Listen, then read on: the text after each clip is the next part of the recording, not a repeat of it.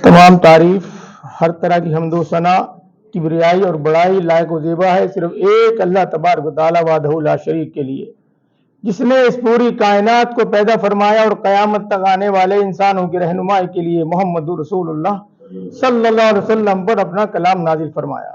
ऐ अल्लाह, तू अपने बंदे और रसूल मोहम्मद सल्लल्लाहु अलैहि वसल्लम पर, आपके असहाब पर, आपके मुत्तबईन पर और जो लोग क़यामत तक आएंगे और आप सल्लल्लाहु अलैहि वसल्लम की इत्तिबा करेंगे, उन सब पर बेशुमार दुरूद व सलाम नाजिल फरमा। आमीन या रब्बल आलमीन।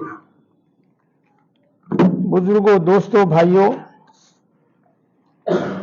1445 हिजरी का ये 5वां महीना, जिसकी आज 23 तारीख है, उसको हम जमादुल अव्वल के नाम से जानते हैं। ये महीना भी रूटीन के हिसाब से रवा दबाएं और आखिरी पड़ाव पर है।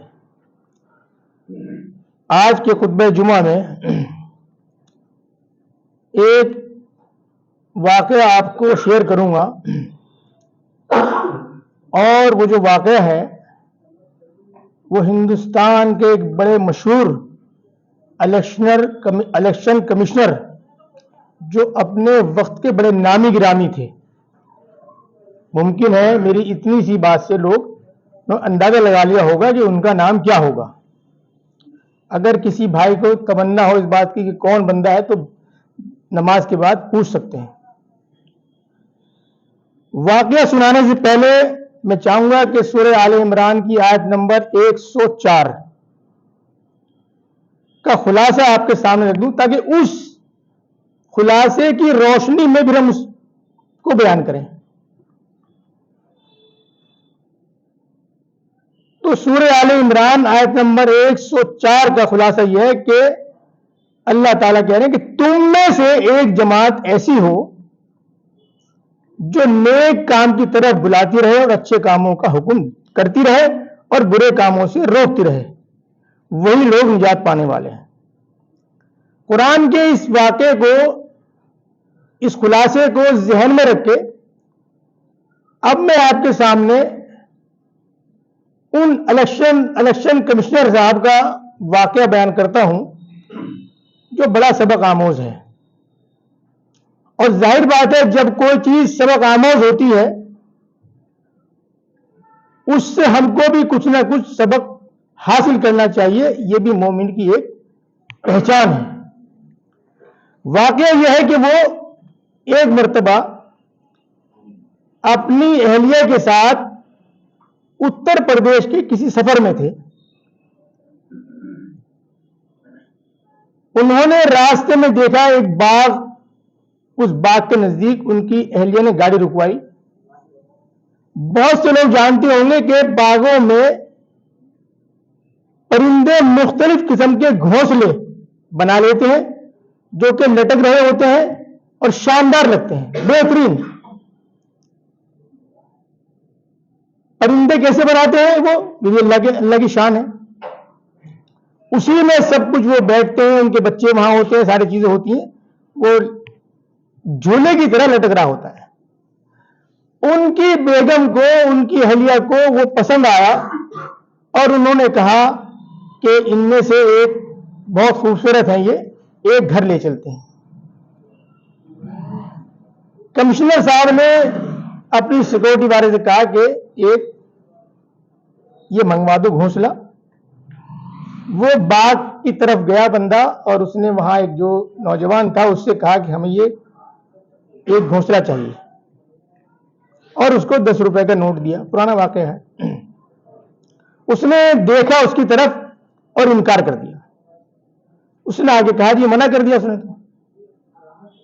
उन्होंने कहा उसको 100 रुपए दो और लेकर आओ। उसने फिर गया वो उनके पास और 100 रुपए दिए। उन्होंने कहा, भाई कमिश्नर साहब मंगा रहे हैं, ये आप 100 रुपए रखें और मुझे आप इसमें से घोंसला दे दें। उसने इनकार के साथ साथ वो बंदा जो नौजवान था वो उसके साथ चल दिया और गाड़ी तक आया और मुखातिब किया उसने कमिश्नर साहब को और कहा कि इन घोंसलों में परिंदों के बच्चे हैं اور جب پرندے شام کو گھر لوٹیں گے ان کے لیے کچھ کھانا وانا لے کر، تو وہ ان بچوں کو نہیں پائیں گے، تو انہیں بے انتہا تکلیف ہوگی۔ اس لیے میں کسی بھی قیمت پر کوئی بھی گھونسلہ آپ کو نہیں دے سکتا۔ جب یہ بات سنی کمشنر صاحب نے، وہ اندر تک وہ بندہ ہل گیا اور زندگی کے آخری دم تک ان کو اس بات کا افسوس رہا، رنجیدہ رہا وہ بندہ اس بات کو لے کر، اور انہیں اس بات کا افسوس رہا کہ تعلیم یافتہ میں ہوں کہ یہ بندہ ہے، میں ہندوستان کے ایک دستوری نظام کے اتنے بڑے عہدے پر فائز رہا، میں اپنی سوچ اس جیسی نہیں بنا سکا۔ ان کو اپنا قد اس نوجوان چرواہے کے مقابلے میں کم نظر آیا، چھوٹا نظر آیا۔ بتاتے ہیں کہ وہ عمر کے آخری حصے تک اس واقعے کو یاد کرتے اور رنجیدہ ہوتے اور اس کی سوچ پر فخر کرتے۔ اب یہاں سوال یہ پیدا ہوتا ہے کہ اس نوجوان چرواہے نے تو اپنا کام کر دیا قرآن کے حساب سے، کیا ہم میں سے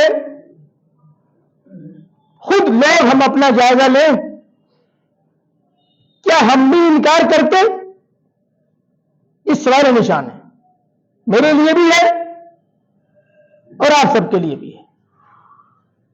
تو یہ سوچنے کی چیزیں ہیں کہ آخر ہم جس دین کو ماننے والے ہیں، جس قرآن کو ماننے والے ہیں، اس میں تو یہ بتایا جا رہا ہے، اور ہماری صورتحال ایسی ہے یا نہیں ہے، اس پر غور کرنے کی بات ہے۔